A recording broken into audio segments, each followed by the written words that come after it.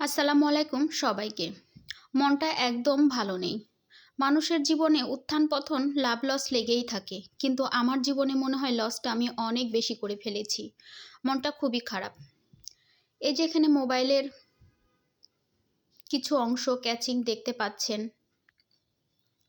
আরও কিছু দেখাবো, এগুলোই আমার জীবনের লসের একটা অংশ। এর আগেও অনেক লস করেছি। দেখেন কতগুলা এখানে এক একটা মোবাইলের কাভার, অনেক অনেক দাম। এক একটা ডিসপ্লে 2500, 4000, 4500 করে এক একটা ডিসপ্লে আছে। এই যে এই ব্যাগগুলোর মধ্যেও অনেক, এখানে কিছু, আরও অনেক জায়গায় রাখা আছে। এই যে এটা মোবাইল ঠিক করার একটা হট গান, মনিটর, এরকম অনেক। এটা মাইক্রোস্কোপ, তাক, আমার দোকানের তাক। তো যাই হোক, কোনো এক কারণে দোকানে সবাই তো ব্যবসা করতে পারে না বা সবার দ্বারা হয় না। ওই যে বললাম, উত্থান পতন, লাভ লস মানুষের জীবনে লেগেই থাকে। আমার জীবনের লসটা অনেক বেশি। এই ব্যবসাতে আমি অনেক বেশি লস করলাম। এই যে এখানে অনেক অনেক ডিসপ্লে, যেগুলো পরিত্যক্ত কিংবা কাজ করতে যেয়ে অনেক নষ্ট হয়েছে। এখানে প্রায় 1 বস্তার মতো ডিসপ্লে আছে।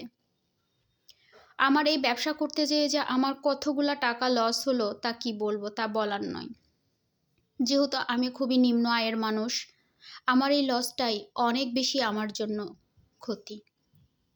এজন্য মনটা অনেক দুঃখিত। আপনাদের সাথে জাস্ট একটু শেয়ার করলাম। এই দেখেন এক একটা ডিসপ্লে, নতুন নতুন ডিসপ্লে, অসচেতনতার জন্য কিভাবে নষ্ট হয়ে যায়, ভেঙে যায়।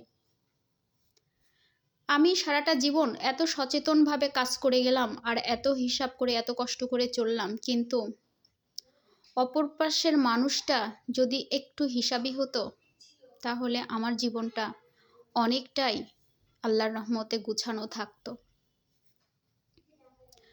তাই সংসারে একদিক থেকে শুধু একজন টেনে ধরলে বা গুছিয়ে রাখলে সংসার হয় না। সংসার জীবনে দুজনেরই লাগে। এই হচ্ছে আমার কিছু লসের চিত্র দেখালাম। যাই হোক, দুপুরে কোনো রকম রান্না করে ওদেরকে খেতে দিলাম। দিয়েই তো এর মধ্যে আমার চিল্লা চিল্লি করতেই হয়। মনটা তো খারাপ থাকে এর মধ্যে। বাসা টাসা অগোছলো করে রাখে। তারপরে আবার এই যে বিকালবেলা, যাই হোক, নিজের মনকে ভালো লাগার জন্য 1 কাপ চা বানিয়ে আমি ছাদে উঠে আসলাম। আসে দেখি এই যে 2টা রেলিংয়ের পর বসে আছে। কথা একদমই শুনবে না। আমার ছেলেটা যে এত দুষ্টু, কি বলবো।